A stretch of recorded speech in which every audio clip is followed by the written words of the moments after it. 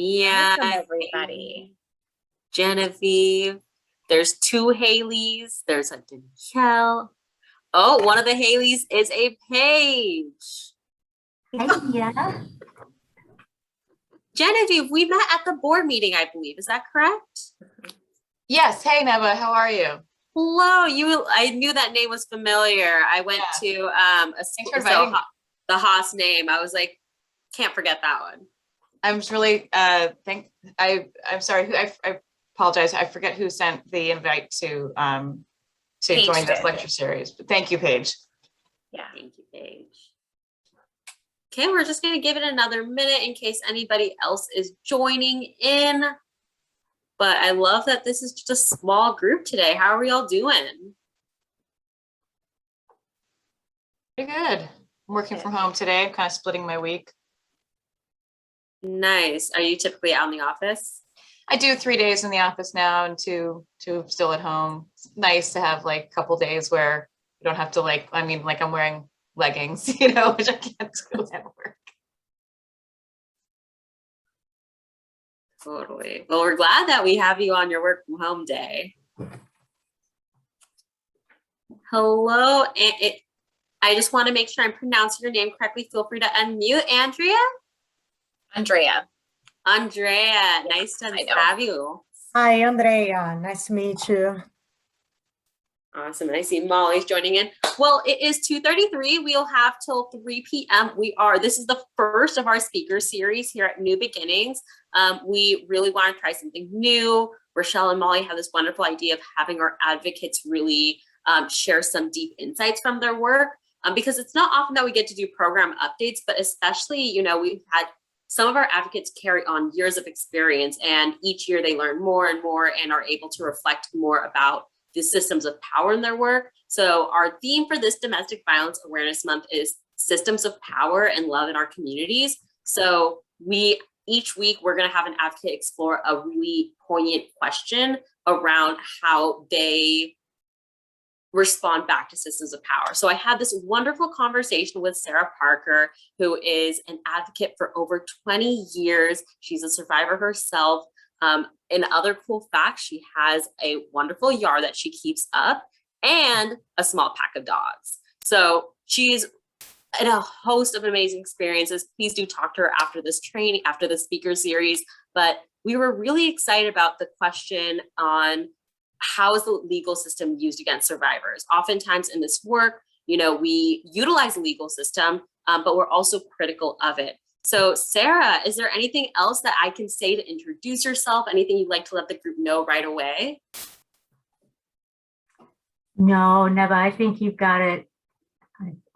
Yeah, a lot of you know me and some of you will know me in a moment. So it'll speak for itself, I guess. Thank you.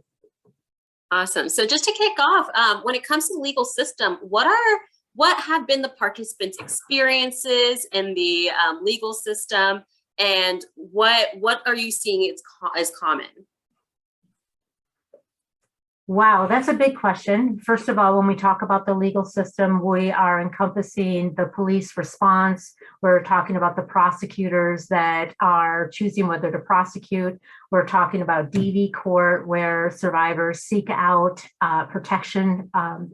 We're talking about family law, where we bring in guardian ad litems or CASAs or parenting evaluators or family court services. That's all based on the parent's ability to pay, determines where they land on one of those four.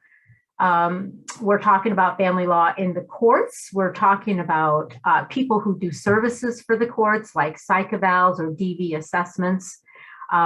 And we're also in some cases talking about court-assigned parenting coordinators, which can be assigned to families when the court foresees ongoing problems. And you just need to direct me which one you want to hear about, because I can talk to you about any of those and the concerns that we have inside of those systems that survivors are forced to navigate. And I want to say also that there is a huge gag order on DV advocates So if I tell a survivor that the court may interpret that as you trying to alienate the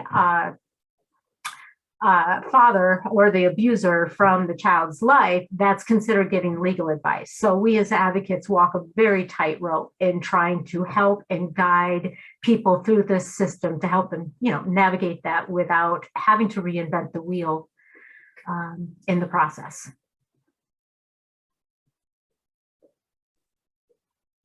So what are some policies and structures that put burdens on survivors? Because I'm hearing that there's multiple systems and tracks within the legal system. Well, I like to bring to attention, I just mentioned everything that the survivor interacts with, but there's one overarching component that's kind of secret, but extremely powerful, and that is the Washington State Legislature. They actually define domestic violence for the courts, for the police, for the prosecutors. So I think one of the biggest things to help survivors would be to clarify that definition. And I actually wrote down the definition. If it's all right, I'd like to give it to you because it's very narrow and it's very limiting. And I think you'll all see what I'm meaning. This is from RCW 26.50.010.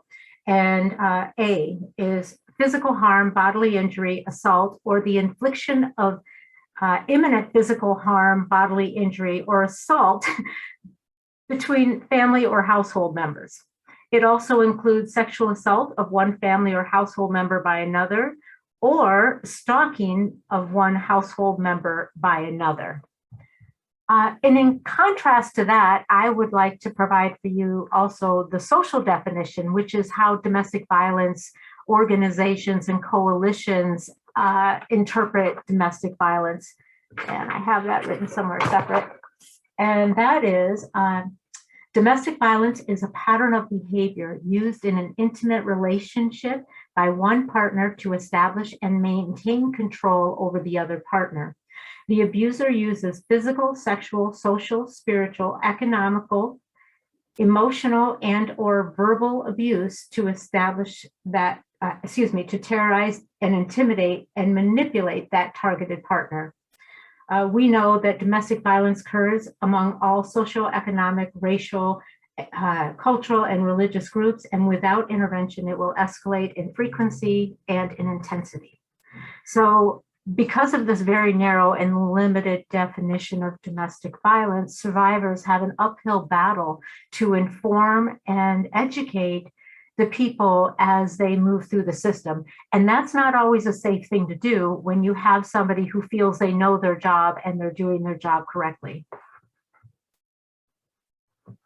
That So- also really, Oh, go ahead.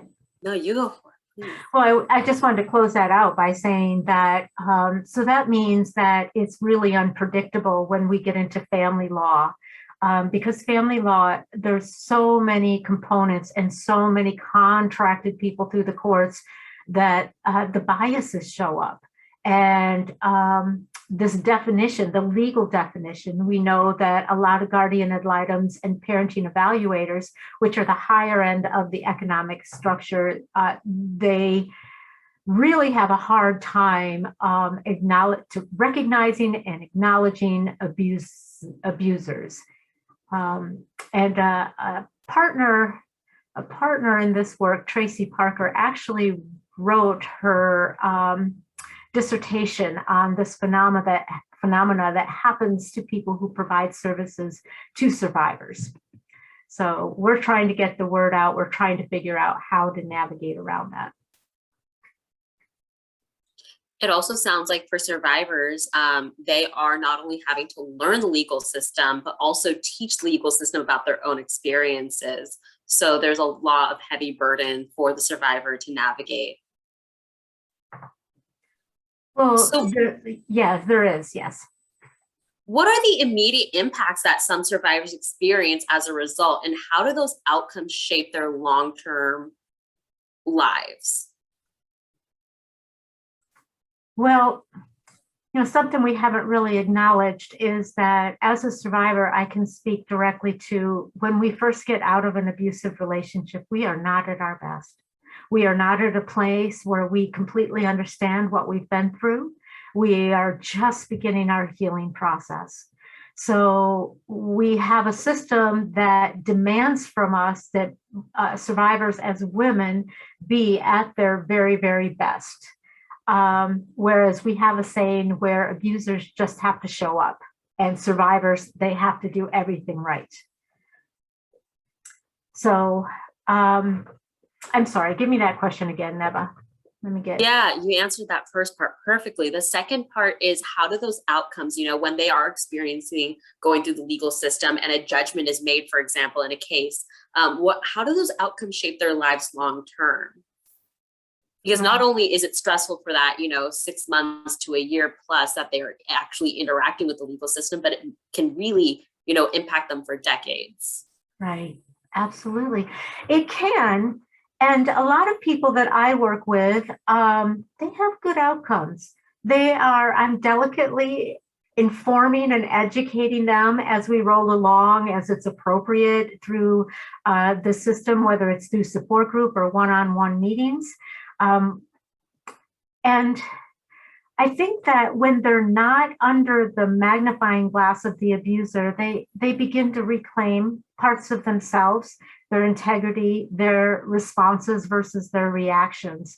And so most people that I see are able to, collect all their pieces and live a good life, especially because they are being supported and utilizing those tools that the government does ask and encourage to utilize them. Because it's one thing to get a protection order and then be shy about calling in the violations of that protection order, but recognizing that, withholding that information from the system that would like to give you some support around staying safe, it doesn't help them. In fact, any secrets held by the survivor generally help the abuser. So they kind of turn around that corner. They might end up, some people, I guess this is a hard question for me to answer because it's a very unique situation for every couple. A lot has to do with how an abuser decides to move on or not move on. I'm working with somebody, I worked with her about 7 or 8 years ago, but we always have an open door for that person because the abuser will not let up. And it's constant stalking, it's hacking, they're a high-tech person at Microsoft. So that person will always have a confidential address, I suspect long after her children become adults. But a lot of people are afforded the comfort of the abuser kind of either moving on to their next person or letting go of that really intense, your behavior is my responsibility mentality that they feel they need to control. So it's kind of a mixed bag there, how that plays out. So we do have some questions in the chat. And so folks, we have lots of curiosities for Sara, but if anybody wants to throw in a question, has a curiosity, feel free to ask in the chat. We will be asking them hopefully in order, but feel free to unmute yourself if you have a burning question. We would love to address that. So the first question that we have is from Molly. How does the number of people survivors have to interact with and share their story to impact the trauma they experience? So thinking about as people go through the legal system and the amount of people they have to disclose and open up to. Well, we know that sharing a story is a therapeutic process and it's good for survivors. But sharing a story to try to get people to understand and support them is traumatic. So having to repeat it over and over in an effort to gain support or access to resources which are being gatekept by your qualifications is quite traumatic. Oftentimes, I will work with a person to develop a timeline that will help them navigate and solidify their thoughts, because one thing that happens to us is circular thinking and just disorderly thinking sometimes when we just get out from the abuser. And I also need to say that that's also a variable. It depends on the survivor's own pathway, what the abuse looked like, what their background themselves looked like, how all these things came together and mixed up. So I think it helps sometimes to help write it out. And that's also can be therapeutic. It can also bring on a lot of trauma. So we have to be very delicate about that and make sure that when a survivor begins that work, that they have the support they need to navigate it. But those times when stories need to be retold over and over again, oftentimes that's where advocates can come in. That's where we show up, and we sometimes help a social worker or service provider, if necessary, understand the overarching effects of domestic violence, trying to spare the survivor the intimate details of their experience. We have our next question from Haley. I was wondering what it's been like accessing the legal system during the pandemic. Are there new challenges or differences? The court is still closed for the majority of their work, and they are doing things online. So for somebody like me, that is enormously challenging. But for a lot of people, it's a walk in the park and they can get right through it. But one good thing that has come out of this is that the court has realized that they don't need to have the survivor and the abuser in the same room together, which has always been mandated, except for the most extreme of situations. And I have been told that when we do get back to going into court ourselves, that this is going to be a more accessible option for survivors. So if you're good at techie things, it's really kind of an easy thing to do, to file your documents in. But if you're not, you still have the option to walk in and file documents with the clerk, or you can just pull your hair out like me, trying to figure it out.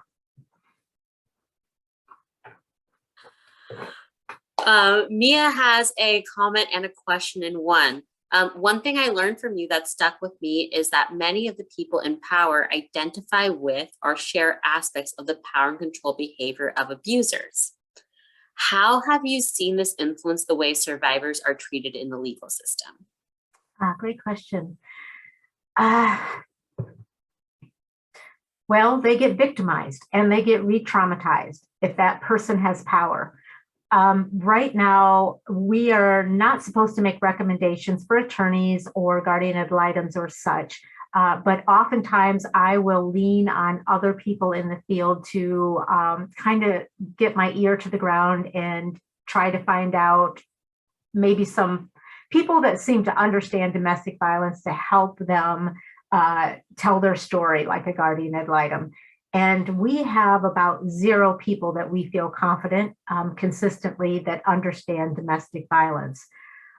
So literally survivors have to lean on whatever court procedures are provided. If you get a commissioner that doesn't understand domestic violence in the domestic violence court, then they have the option for a reconsideration where they go back to the same judge and they ask, could you just look over that decision and see if you really think it's sound? And if they refuse to reconsider or alter that decision, a survivor has the option for a review, which brings in a higher judge over the commissioner or judge making that decision to review the facts. But once that's done, and I need to say that we know justice isn't free, right? We have to be able to afford these things and afford the lawyers that can appropriately advocate for us in the court. And that often isn't in survivors' favor. So there's not a lot of recourse. I would say, the work we do in public that helps educate the judges, which, by the way, somebody like me cannot go educate a judge. I need somebody that is an executive director of a coalition or an agency to get access to that judge and to be able to talk to them. They won't receive information, along with guardian ad litems and parenting evaluators. They don't receive information from domestic violence advocates. So it's a great question and it's a sad answer. So we have another question. You briefly touched upon this where you were saying that, having the multiple court options, both virtually, in person, it was expanding the accessibility, the inclusion. So somebody was Andrea was wondering if you could elaborate on that intersection between digital inclusion, so expanding digital options, and also the survivors' experience during the pandemic. Like, how have the survivors you worked with, how they felt about it? Did it feel easier for them? I know that for you, you mentioned you're ripping all that beautiful hair out, but for the survivors, how are they feeling? The sense I get is they're pretty confident. I've aged over a lot of the people I serve, and they cut their teeth on technology. So these steps for them are actually save them the grief of having to go and see the abuser in court. When we were in person, I often worked with people that this was the barrier. They were not willing to be in the same room with the perpetrator, so they weren't willing to access the protections from domestic violence court. So I want to say that the majority of people feel very comfortable. It's the people my age and older that are struggling to navigate the technology. And I'm sorry, did I get both parts of that question? Andrea, is there any part of that question that you feel maybe has been unanswered, or any follow-up curiosities you have? Yeah, thank you so much. So my curiosity is actually with the survivors that do not have access to technology or struggle with technology, right? I understand the benefits of those who are able to have access to technology, but what happens to those, right, that do not have access, do not know how to use, or still feel fearful of using technology, right, and getting any kind of what's the word? I'm sorry, I can't find the word for that. I want to say it in Portuguese, but finding some kind of retaliation, about the use of technology. That's the word that I wanted to find. Thank you. Yeah, well, I know that our legal clinic, if people come through our legal clinic, they will be given instructions on how to do it. And I also know a woman in my support group right now that tried and eventually just saved up all her money and is hiring an attorney because she cannot navigate that.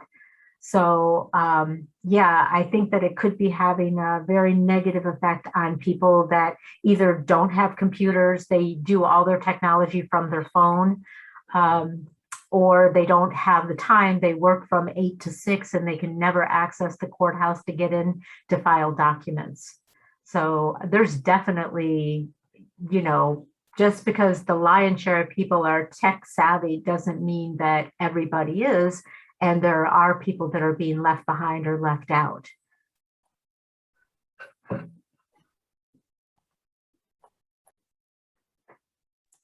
Thank you all for great questions. Does anybody have any more?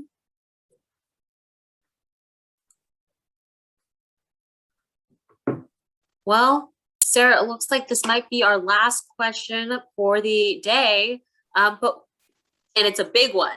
But what have been you've been an advocate for 20 years. And so that's an amazing career trajectory. You've seen so much change, a lot of ways that power has shifted, both in good ways and bad ways.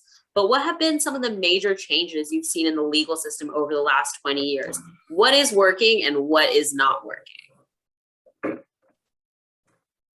So I myself have been a little disappointed at the changes and the positive changes we've been trying to make. They seem to have slowed down to some extent. So I did come up with some things that I felt need mentioning because I thought about this.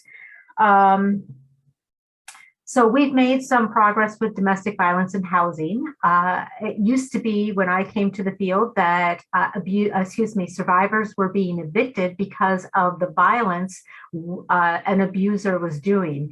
Even if the abuser didn't live there, or even if they did, it was, you all got to go. It's just, you can't be here. There was no laws forcing them to not re-victimize. So that's no longer an option. They cannot evict people because an abuser shows up and breaks things. They also, in the housing field, we've gained ground that a survivor can break a lease. And they can do that either with a police report, with a domestic violence protection order, or from a letter from a domestic violence advocacy or agency. Any of those will serve as authorities to say that this is happening, and they can break their lease and move away. DSHS has revamped completely, head to toe, their perpetrators treatment.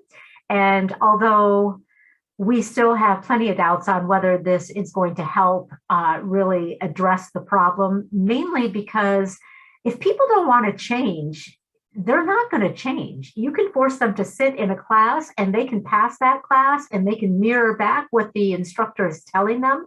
And we know that abusers know how to behave. The problem is that sense of entitlement that says, I don't have to do that right now. So what DSHS has done, though, is created an accountability system. So I, as a survivor, will call the treatment provider and say, this violation happened. That provider will then address it with the abuser. That the fact that it was addressed goes in the progress notes, and then the progress notes can be filed with the court.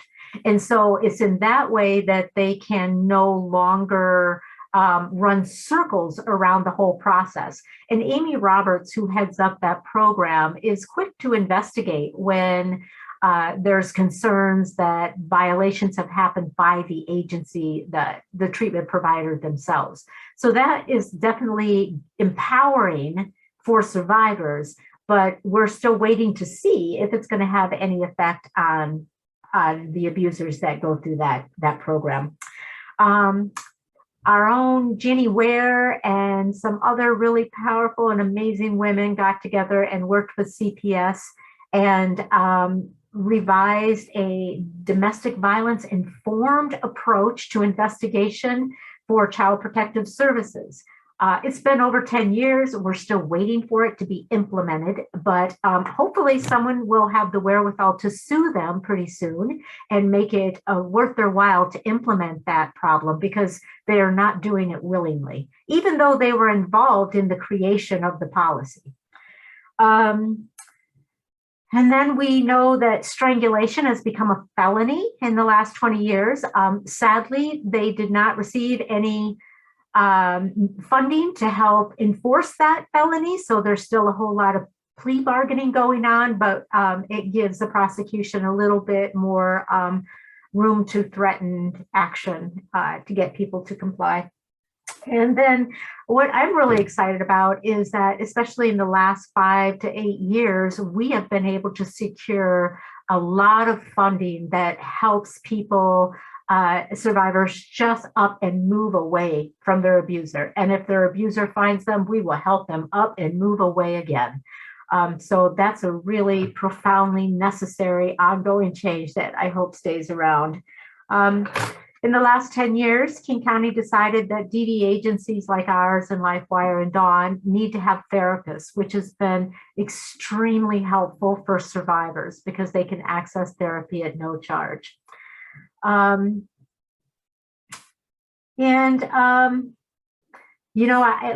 I'll say that, we've worked really hard to educate the people in positions of power over survivors' lives. Sadly, those positions are rotating positions. Judges move, commissioners come in, they're hired by the court, they're not appointed by the people, and they come in with their own biases. So we have just an ongoing issue that we're trying to stay on top of to keep people informed about domestic violence. Not a whole lot of accomplishments that I would like to share with you, but those are some of them that I came up with. Thank you, Sarah. And I see that we have one last question from Katie, but Katie, is it okay if we just have Sarah, write out a response and then email it in our follow-up for the event? Yes, sure. Sorry. Perfect. Yes, I have that question copy pasted. We'll have that over to Sarah. And then when we thank you all for coming, I'll send that answer over. But it is 3 p.m. Thank you so much for joining us for this very short and sweet speaker series. It was so wonderful to have you, Sarah. Thank you so much for speaking and reflecting on your 20 plus years of advocacy. It's great to have you. Yeah, well, thank you for having me because I love to talk about this stuff. Awesome. Well, we will see you all back here hopefully next Tuesday, 2:30, same thing. It's going to be 30 minutes long, short and sweet again. And the next presenter we are having is Katrina Henry from our Home Safe program. And she is going to be talking about if an advocate can also be a peer. So really focusing in on that participant advocate relationship and what it means to be peers and equals rather than advocates and participants. So really, really great experience on the speaker series. Thank you all for helping us kick this off. We have 3 more to go after this. So tell your friends, tell your colleagues, hopefully we'll only grow this group.